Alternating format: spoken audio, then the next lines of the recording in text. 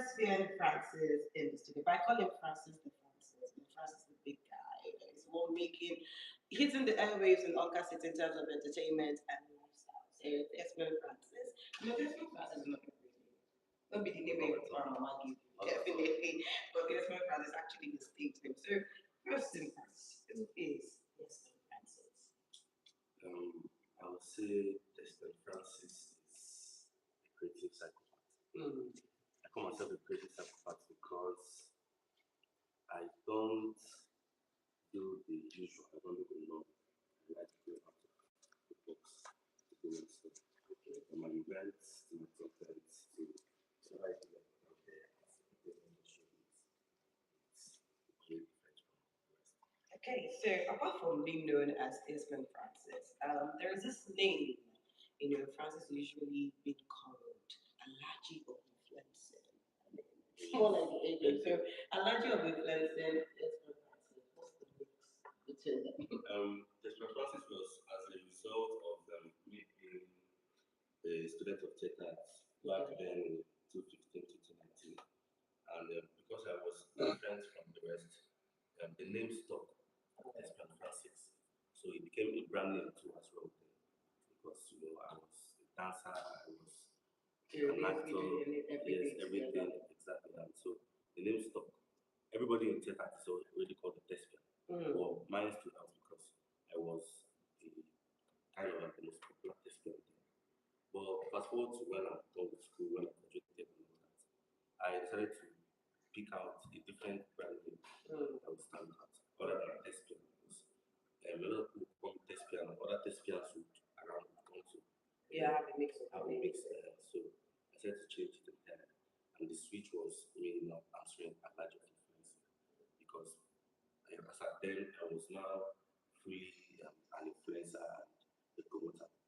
But I needed something else to make it a switch. And now recalled I was born and brought up in the north. Wow. So why not mix it up and Haji of influence?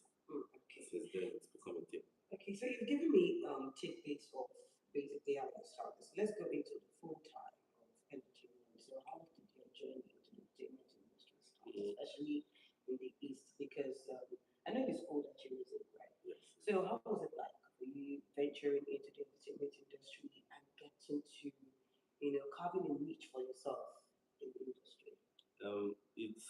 It was difficult, but not as I expected because um, prior to being a student of music, I already had that notion that once I get into theater arts, I'll start acting in movies because I was in love of Nollywood movies. I wanted to be an actor by any means necessary. I had this love for July, Mickey King. You even look like Jim Maxon. So I really wanted to just act like them. So when I put admission, when I put music in admission, theater arts, what was my mind was acting. And the first try I put for music, I got admission there.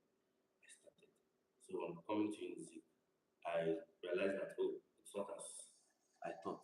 You won't just start school and start acting immediately. So I started to do other things that were still in line with entertainment. In my one, we formed this theater troupe that was there going for different department nights and faculty nights to perform. We called ourselves the Four Wise Men. Yes. And then quickly, it wasn't that long, we got popular. I was there getting gigs because our troupe was a mixture of music, dance, comedy, and acting. Yes. So it gave us a niche that what the person was doing at that time. We became popular fast. Then from that angle, I started also going to Asaba to feature in movies, try out my go for auditions and all that. And little by little, it was working out for a while until juggling Asaba and school became a problem because yes, I was an assistant coach rep in my class. Uh, so a lot of duties that I was supposed to be handling were always left unattended because it's either I'm in Asaba or maybe there's a job in Enugu, you know. So it became difficult to juggle both at the So same you're time. finding it difficult Finding to it difficult. balance. And then something happened that also made me just decide to pause movie for a while. I won't go into that. Okay. From movie, came back to Oka, focused on school, became the director of socials in my department. That was the first thing that started pushing me towards the angle of showbiz. Because being a director of socials, I had to start thinking of what to organize for the department. I had to also get involved in what other people were already organizing. And it's from there that I met the likes of Rose Leche, Slim Shady, MC Apostle, Malutafa, people that were already into showbiz as well. And I think that was the foundation that groomed my love and interest in entertainment, showbiz, fully. Yes. Okay, so let's talk about what inspired you to choose this path instead of the conventional career. You know, when we were growing up, we usually say, "Oh, I want to be a doctor. I want to be an engineer. I want to be a businessman." But now you're a showbiz person. So, what inspired you? I know you've spoken about your journey so far, people that inspired you in that journey to where you are now. So, apart from that, what literally inspired you? Like your innermost mind, people say you don't say, I could remove doctor for ground. I don't care. I don't care. Funny enough, when I was little, anybody that asked me what I wanted to be in the future, I would say astronaut. We had this calendar in the house that had different occupations and what to do. I was so in love with an astronaut because I felt like I can go into space, Keep dive anyway, dive dive shit. yourself. And that was what I wanted to be so bad. But growing up, I realized that Life is life, not you easy. may want something and life will throw some other things in. Exactly. So it's either you take what life throws at you and use it wisely, or you focus on one thing and maybe it may not work out. So what inspired me mostly to go into this career of that was I realized that I loved watching movies, and when watching movies, I get inspired by some certain actors, how they acted and all that. I think realizing that some movies or even some events or some programs I watched as a kid were not real, like they were just acting or content, also kind of pushed me to go into this career. For instance, wrestling. I was a fan of wrestling when I was little. I was a fan of wrestling. But I think there was a point I realized that this wrestling is acting. They are not, these two wrestlers are not enemies in any way. Once the camera is off, they are friends. They are Exactly. close buddies. They may even be brothers. But when the camera is on, you will see them, doing all sorts of stuff to each other, showing each other here and there. Also, football, hockey, sports, entertainment itself. You may see them on camera and they may act all. The movies, especially, was one of the main things because I would see Jamaican movie, act all, Yeah, it's more like the beat yeah, talkish and all that. But in reality, this is a different person again. Yeah. That's when I realized, okay. I think entertainment should be it. And I started, going into entertainment. I played ball as well when I was young. Oh. So I was also supposed to, try to go further in football. But at some point, I was like, So I'm do not you wish supposed to to be continue careful. inside that way? You know now football money doesn't come out. Money See your dey female, football. female don't dey shine anyhow. Money dey football, but I feel like What do it's you think late of for me. switching sides? It's late for me. So let's talk about the biggest challenge you faced. I'm not talking about challenges. We all have challenges. And people say problem when they finish. So apparently, what's that biggest challenge you faced while trying to, hustle your way into the industry, trying to create a name and company? So what's that one biggest challenge you faced? I think the biggest challenge for anybody in showbiz entertainment is funding because as as a newbie in the industry, you will need money to show up. You need money to even fund your creativity. You may have the craziest idea, you may have the biggest idea in the world, you may have the best idea right now. But if you don't have the money to finance it, it's almost going to be a waste. Unless you have somebody by the side to support you. Exactly. Another challenge is the friends you have at that moment. If, for instance, you are somebody that thinks well medical wise, you're creative in the medical industry, and you have friends around that they don't care. just want to focus on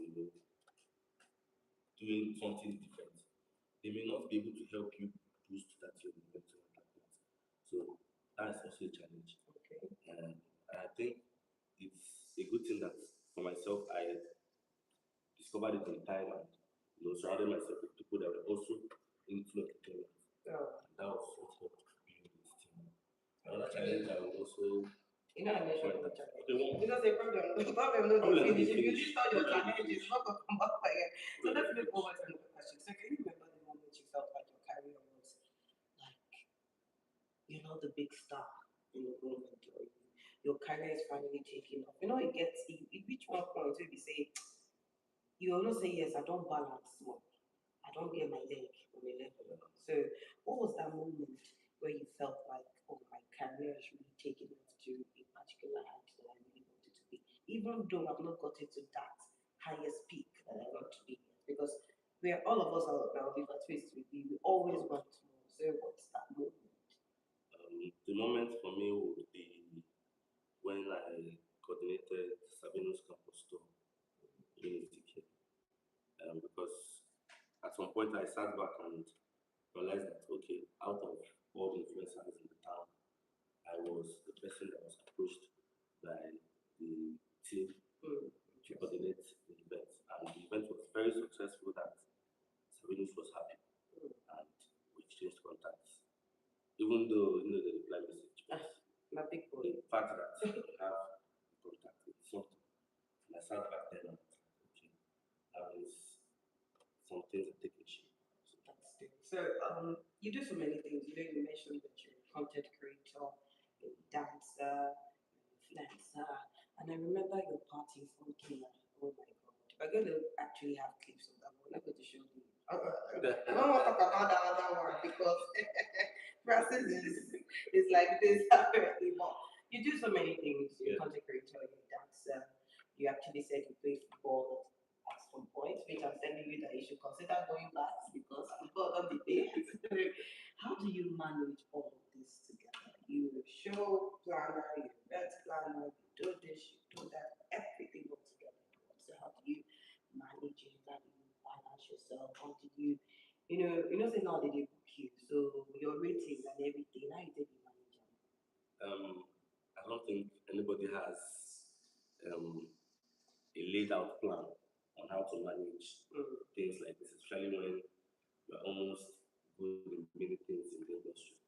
But the way I feel I manage it is I show up every day. Consistency. The moment I wake up, I'm either on my phone or I sit down and go through what I have to do for today, be it content, movie, whatever it is, and then I show up. Because the moment you don't show up for something, it's easy to push you aside and forget about you Exactly. in that scene. Exactly. Especially if you're not consistent with your craft. Exactly. So the bottom line is just showing up. If you show up, then definitely the platform will be given to you to showcase what you can do or what you want to do.